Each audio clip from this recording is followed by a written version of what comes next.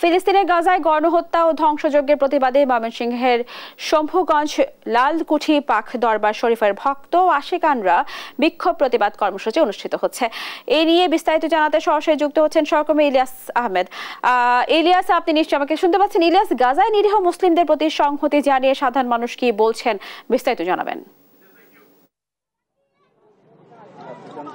আমি এখন লালকুঠি দরবার শরীফে রয়েছি, অর্থাৎ এখানে কিন্তু লালকুঠি দরবার শরীফের শত শত ভক্ত আশেকান তারা কিন্তু বিক্ষোভ মিছিল কর্মসূচির যে উদ্যোগ সেটি কিন্তু নিয়েছেন। ইতিমধ্যেই তাদের প্রস্তুতি শুরু হবে, অর্থাৎ এই মিছিলটি এখান থেকে শুরু হয়ে ময়মনসিংহ নগরীর পাটগুদাম, ব্রিজ মোড়, রেলির মোড় এবং বেশ কয়েকটি প্রধান সড়ক প্রদক্ষিণ করে কিন্তু পুনরায় এই লালকুঠির দরবার শরীফে এসে শেষ হবে। অর্থাৎ প্রায় 10 থেকে 12 কিলোমিটার রাস্তা তারা প্রদক্ষিণ করবে। আমরা দেখেছি যে শত ভক্ত আশেকান কিন্তু তারা এই প্রস্তুতি নিয়েছেন বিগত কয়েকদিন ধরেই। অর্থাৎ তারা বলছেন যে ফিলিস্তিনের গাজায় ইসরায়েলি নৃশংস গণহত্যা, বর্বরোচিত হামলার প্রতিবাদ ও নির্যাতিত ফিলিস্তিনিদের প্রতি সহিংসতা প্রকাশ করে তাদের এই কর্মসূচি। অর্থাৎ এই কর্মসূচির নেতৃত্ব দিবেন ফিরজাদা শাহ সুফি মোহাম্মদ সুজাউদ্দৌলা, তিনি কিন্তু নেতৃত্ব দিবেন। অর্থাৎ আমরা দেখেছি বিগত 2 দিন ধরেই কিন্তু এখানে ভক্ত আশেকান যারা আছেন তারা কিন্তু এখানে লালকুঠি দরবার শরীফে তারা অবস্থান নিয়েছেন। অর্থাৎ তারা বলছেন যে অন্তত তাদের যে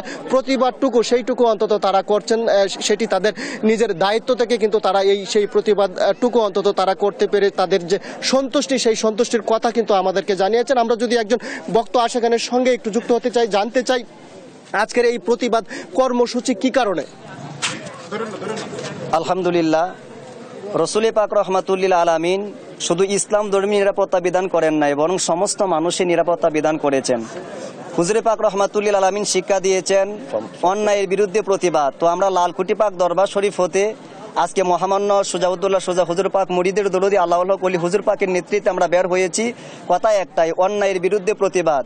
যদি আপনি মানুষ হন, মানুষের হত্যা আপনি সহ্য করতে পারবেন না, সেখানে তো ছোট্ট বাচ্চাদেরকে হত্যা করা হচ্ছে, নারী শিশুদেরকে হত্যা করা হচ্ছে।